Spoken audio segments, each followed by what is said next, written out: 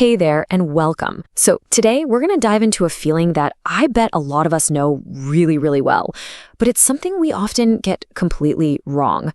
It's that nagging sense that you're seeing way more than what's on the surface in your day-to-day interactions. You know that feeling? You leave a meeting, or maybe just a simple conversation with a friend, and suddenly you're stuck, replaying it for hours.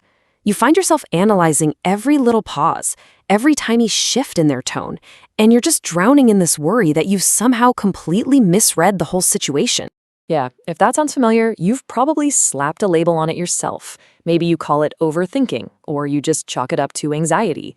For a lot of people, though, the word that really comes to mind is paranoia. And that's a tough feeling to live with. It can be incredibly isolating, right? To feel like you're constantly on high alert, picking up on these signals that nobody else seems to notice. It's so easy to dismiss it yourself, or even have other people tell you, oh, you're just being anxious. Okay, but let's just hit the pause button for a second. Let's consider a totally different perspective.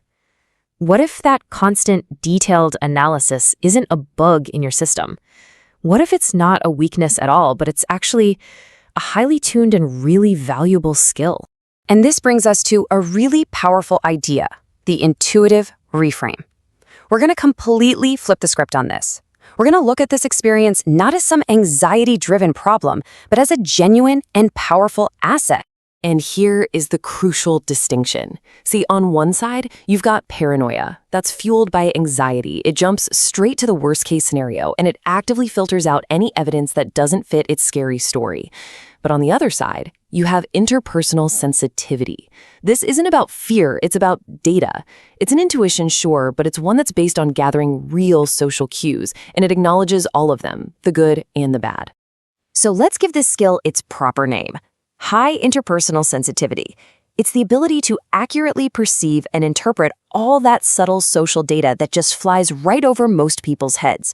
We're talking about those fleeting facial expressions, those tiny shifts in vocal pitch, and maybe most importantly, understanding the meaning behind the words that are never actually said. So how do you know if this is you? How can you really tell the difference between a gut feeling that's born from observation versus one that comes from anxiety? Well, let's break down 5 key signs that point towards this being a highly tuned observational skill. All right, let's run through them. First, you read micro-behaviors. You know, that flicker of disappointment that vanishes in a split second, or the way someone's eyes tighten just a little when a certain topic comes up. You see that. Second, you hear what isn't being said. You're basically an expert at reading between the lines. So when a coworker says, "It's fine," you hear that little hesitation that really means it's absolutely not fine. Third, you can sense the emotional tone of a room. You can walk into a meeting and just feel if the atmosphere is tense, collaborative, or strained. Fourth, you spot mismatches. Like when someone says, "I'm so happy for you," but their voice is totally flat and they won't make eye contact. You notice that disconnect immediately. And finally, you trust your gut feelings about people because your experience has taught you they're not just random hunches, they're reliable data points. You know, when you put all of these signs together, it paints a really clear picture. This isn't just a tendency towards anxiety, it's like an observational superpower. It's all about being incredibly perceptive. And this quote just nails it. It isn't paranoia, it is intuition backed by observation. The most important point here is that what you're feeling is rooted in something real. It's based on this constant stream of evidence that you are expertly, and often without even thinking about it, gathering from the world around you. So let's be totally clear. This is your intuitive edge. It's a powerful and legitimate form of social intelligence.